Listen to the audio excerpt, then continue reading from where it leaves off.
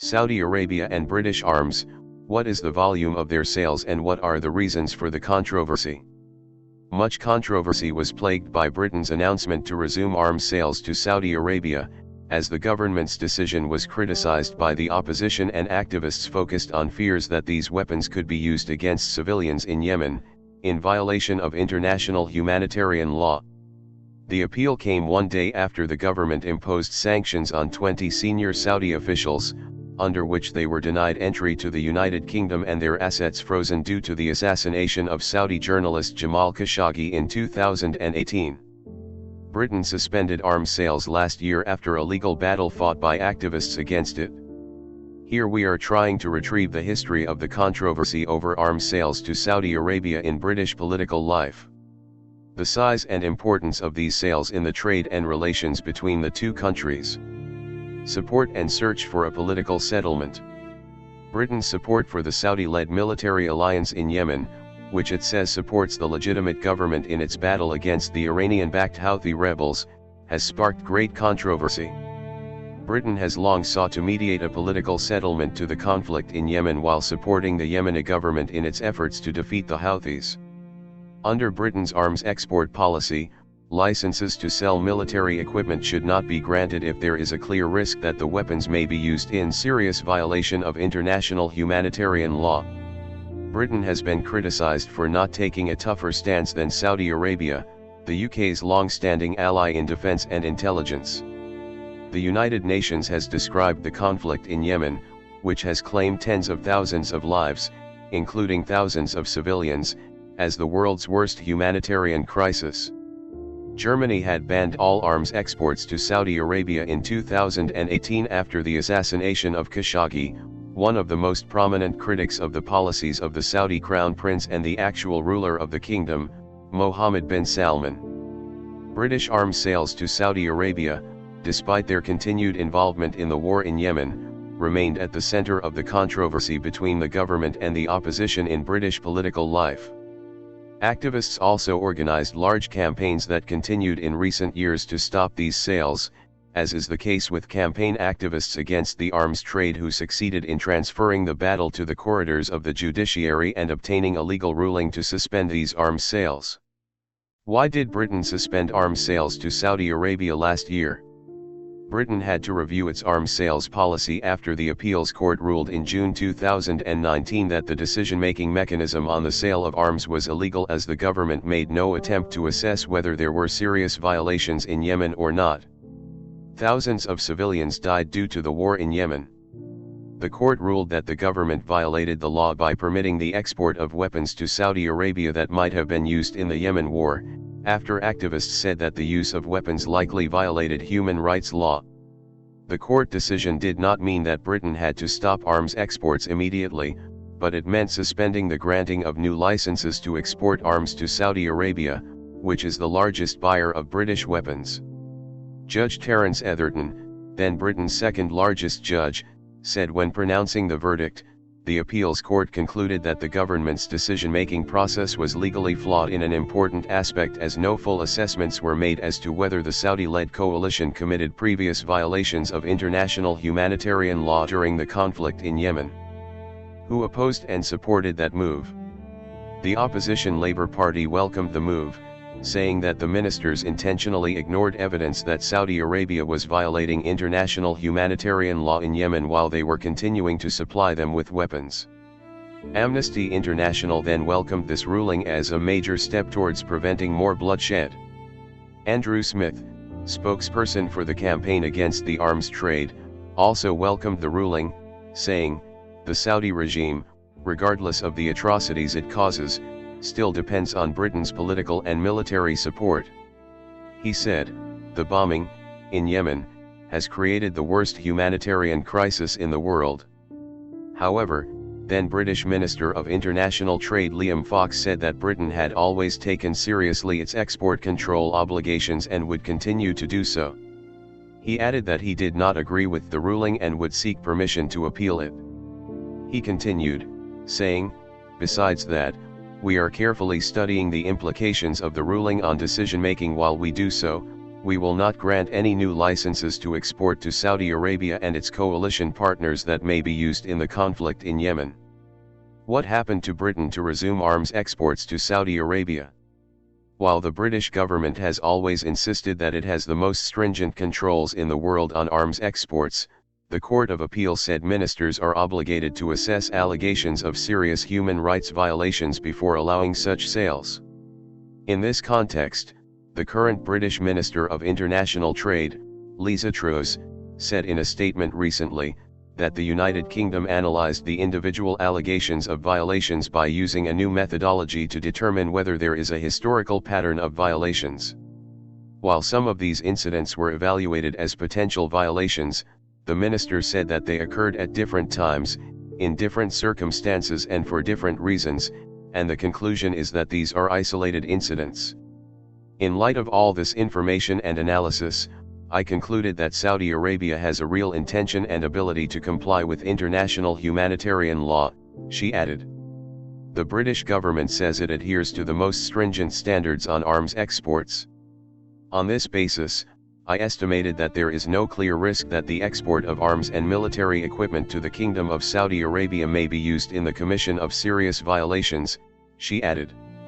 She said sales could resume and that arms sales licenses accumulated since last June would be allowed to go into operation provided that they met the standards of the United Kingdom and the European Union.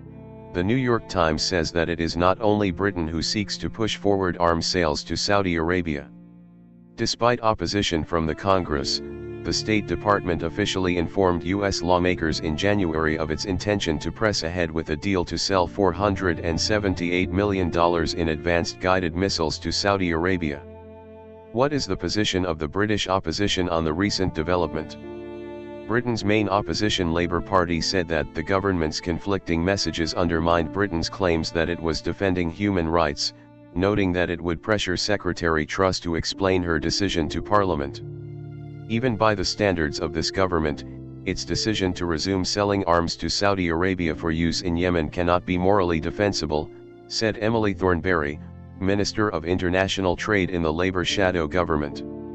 She added, "While millions of Yemeni children face the threat of death from starvation and disease, Britain must work to end this terrible war, not sell weapons that continue to fuel it." The resumption of British arms exports to Saudi Arabia in British newspapers. War in Yemen, Britain announces the resumption of arms sales to Saudi Arabia. British sanctions on the assassins of Jamal Khashoggi. Selling British weapons to Saudi Arabia does not violate the law. For his part, said Alan Smith, spokesman for foreign affairs in the opposition Scottish National Party, the government has repeatedly provided material dividends to peace in shame. What about the position of activists in Britain? Protests against the sale of Western weapons to Saudi Arabia. The activists, who campaigned against the arms trade, considered the move a moral bankruptcy. They accused the British government of hypocrisy after on Monday it prevented 20 senior Saudi officials from entering the UK and froze their assets in connection with the assassination of Saudi journalist Jamal Khashoggi in 2018. The campaign against the arms trade said the government's decision was disgraceful. The evidence shows a clear pattern of hideous and frightening violations of international humanitarian law by a coalition that has repeatedly targeted civilian gatherings such as weddings, funerals, and shopping areas, she added. Activists win a legal battle against the British government over the sale of arms to Saudi Arabia. The government claims that these are isolated incidents. How many hundreds of times are these isolated incidents that the government needs to stop supplying weapons? However, the British government replies that it adheres to the most stringent standards in the arms trade, and does not compromise when it finds what could constitute a violation of human rights. It is an issue of moral obligation, British Foreign Secretary Dominic Raab said in an interview with the BBC, in response to a question about the extent of the harm the UK's recent list of sanctions against trade relations between Britain and Saudi Arabia could cause. Flagrant violations of human rights. What is the volume of British arms exports to Saudi Arabia since 2015? According to participants in the campaign against the arms trade, the UK has given a license to sell £5.3 billion of arms to Saudi Arabia since 2015. However, that information remains only the conclusions reached by activists through the analysis of arms trade data and data on British exports. The UK is the sixth largest arms exporter in the world after the United States, Russia, France, Germany, and China, according to the Stockholm International Peace Research Institute, a center for future studies that monitors the world's arms industry. The Stockholm International Peace Research Institute also said that Britain ranks second as a supplier of major weapons to Saudi Arabia, after the United States and before France. The Guardian says that 83% of British arms exports in 2013 went to Saudi Arabia. Saudi purchases accounted for 43% of total British arms sales over the past decade. It is noteworthy that Saudi Arabia's total imports of major weapons increased more than 3 times between 2012 to 2017 compared to the previous 5 years. BBC defense correspondent Jonathan Bell said that what Saudi Arabia buys is estimated to account for more than 40% of British arms exports.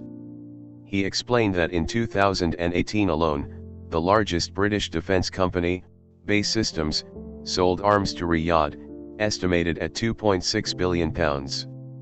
The Guardian newspaper published last April a report on sales of the British company Base Systems, which specialises in aircraft and fighters, entitled Base Systems sold weapons to Saudi Arabia with more than £15 billion during the Yemen war.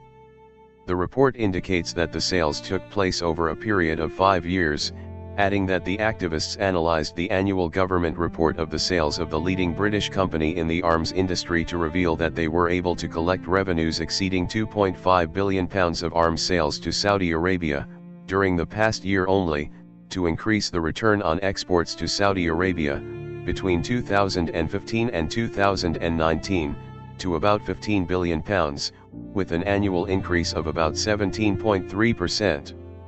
The report says, the published information reveals that, since the beginning of the Yemen war, British arms exports to Saudi Arabia far exceed the sum of £5.3 billion, which represents the maximum value permitted by the legal export license.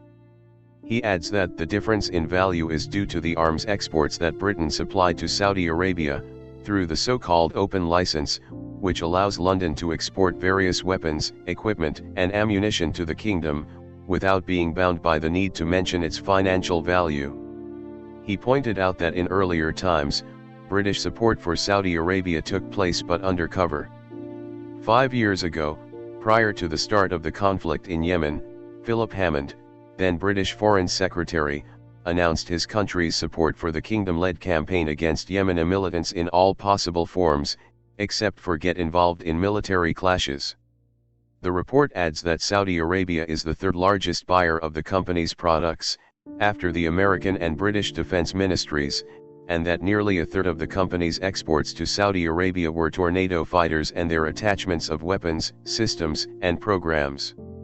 For its part, the American New York Times reported that Saudi Arabia is a big market for British arms manufacturers.